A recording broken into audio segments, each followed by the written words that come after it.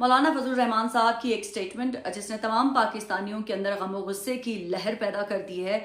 तमाम पाकिस्तानियों का रिएक्शन आ रहा है, चाहे वो पॉलिटिकल हो, नॉन पॉलिटिकल हो, चाहे वो मजहबी हल्का हो, हर तरफ से जो है मौलाना फजल रहमान साहब से माफ़ी का मुतालबा किया जा रहा है। एक उन्होंने एक ऐसा सेंसिटिव जो है वो बात की है कि जिसके ऊपर हम सब के दिल दुखे हैं। मौलाना फजल रहमान साहब ने कहा है कि हमारे जो पाक अफवाज के नौजवान हैं, अगर वो शहादतें दे रहे हैं तो वो किसी के ऊपर एहसान नहीं कर रहे, उनको उस चीज़ की कीमत अदा की जा रही है। ये वो अल्फाज हैं जो हम तमाम पाकिस्तानियों के दिल चीरते हुए गुजर गई है। अब मुझे बताएं मौलाना फजल रहमान साहब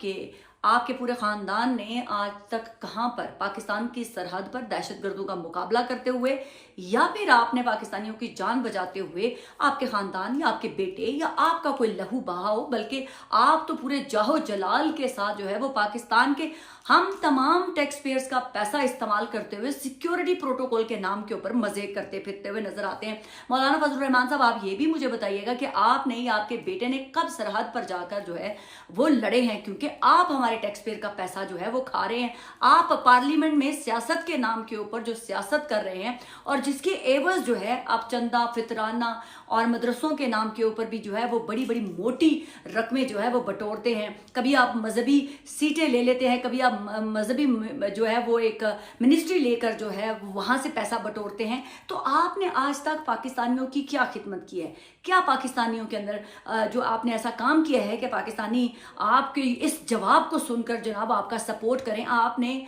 हम तमाम पाकिस्तानियों का दिल दुखाया। कहीं ऐसा तो नहीं मौलाना फजल रहमान साहब कि आपके पूरे खानदान का कच्चा चट्टा जो है वो केपीकी के अंदर नैप खोल रही है, क्योंकि आपके मुतालिक करप्शन के बेशुमार जो है वो फाइलें बन चुकी हुई हैं। आप लोगों की बेनामी जायदादें, बेनामी घर, जो लीबिया में कोई मदरसा बनाना हो उसकी फंडिंग हो, ये तमाम चीज़ें आपके नाम के साथ हमेशा सर्कुलेट करती रही हैं। मौलाना साहब, आप ये भी तो ज़रा गुजारिश कर दें हमारे सामने कि आप हमेशा जब आप इलेक्शन लड़ना होता है, जब आप कोई टैक्स गोशवारे जमा करवाते हैं तो उसमें पता चलता है कि आपके पास तो आप इतने गरीब हैं कि आपके पास तो एक अदद गाड़ी तक भी नहीं है, घर आपके पास नहीं है, फिर भी आप जाहो जलाल और बादशाहों वाली जिंदगी गुजारते हैं। आपका अपना बेटा भी जो है वो भी आपने पार्लियामेंट में बिठाया हुआ है। तो आपने कहाँ पाकिस्तान की इकोनॉमी के अंदर कंट्रीब्यूट किया? आपने कहाँ से कमा कर जो है वो पाकिस्तान के अंदर जो है वो टैक्स पेयर का पैसा देने वालों की लिस्ट में आप शामिल हुए? क्योंकि आप तो पाकिस्तान के टैक्स पेयर्स का पैसा खाने वालों में शामिल हैं। मौलाना फजल रहमान साहब, आपको अफगानिस्तान में बैठे हुए दहशतगर्द हूँ या पाकिस्तान के अंदर छुपे हुए दहशतगर्द हूँ, उनके साथ सिंपैथी जो है वो समझ में आती है, क्योंकि आप लोगों ने मदरसे बनाए ही इसलिए हुए। गरीबों के बच्चों को उठाकर आप लोगों ने इन मदरसों को अपनी अयाशी, अपने मालो दौलत बनाने का एक सोर्स बनाया हुआ है। ये ह्यूमन शील्ड जो आप लेकर चलते हैं, आपके सियासतदान, आपके ही सराउंडिंग में बैठे हुए लोग आपके मतलब कहते हैं कि मौलाना फजल रहमान जो है वो रेंट अ क्राउड लेकर चलते हैं। इनसे कोई भी हल्की सी बात कर लें, किसी भी सीट के ऊपर सेटलमेंट की बात कर लें, ये पूरा लाओ लश्कर जो अपना मदरसे के अंदर इन्होंने मासूम बच्चों को यरगमाल बनाया होता है, उनको लेकर जो है वो पहुंच जाते हैं। तो रेंट अ कार तो आप प्रोवाइड करते हैं मौलाना साहब। क्या आपने कभी अपना ये रेंट अ क्राउड जो लोगों, किसी गरीब माँ बाप के बच्चे होते हैं, अब उनको मदरसे के नाम पे अपने मदरसों में रख लेते हैं और फिर एक हैवी फंडिंग जो है आप लेते हैं, ना सिर्फ पाकिस्तान में, पाकिस्तान से बाहर से भी। कभी इस ह्यूमन शील्ड को लेकर ही दहशतगर्दों का मुकाबला करने के लिए निकल जाएं,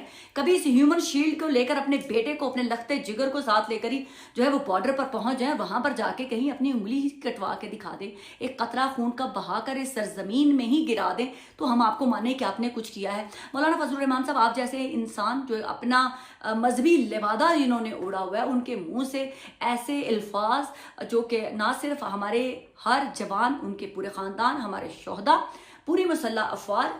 तमाम पाकिस्तानियों का दिल दुखाया, इसके आपको फिल फॉर माफी मांगनी चाहिए, बल्कि आपको कभी भी पूरी पाकिस्तानी कौम जो है वो माफ ना करे, क्योंकि आप जैसे बोसीदा, आप जैसे शरपसंद अनासर, आप जैसे दीन का नाम लेकर जो है दुनिया के अंदर, पाकिस्तानियों के अंदर जो है गुमराही फैलाने का बाहिस बनते हैं। आप दहशत गर्दों के तो सिंपथाइजर हैं, आप पाकिस्तानियों के सिंपथाइजर नहीं हैं, लेकिन आप जो सरहद पार दहशतगर्द बैठे हुए हैं, जो बार बार हम पाकिस्तानियों का, हमारे जवानों का जो है वो खून बहाते हैं, आप उनके लिए सिंपथी रखते हैं। आप चाहते हैं कि उनको कुछ ना हो, क्योंकि अगर वो मारे जाते हैं, वो पकड़े जाते हैं, तो मौलाना साहब आपका भी जो दर है ना पैसा कमाने का, वो जो पैसा कमाकर अपने आप को पालने का जो है ना वो भी सिलसिला आपका खत्म हो जाएगा। तो मौलाना फजलुर रहमान साहब, आपकी दुम पे जो पाँव आया है ना उसका एहसास हमें बड़ी अच्छी तरीके से हो गया है कि जो केपीके के अंदर आपके नाम की फाइलें नैब ने बनाई हुई हैं और वो जो खुली हैं और उससे जो करप्शन के अंबार नजर आ रहे हैं उससे आपका चीखो पुकार जो है वो समझ में आता है।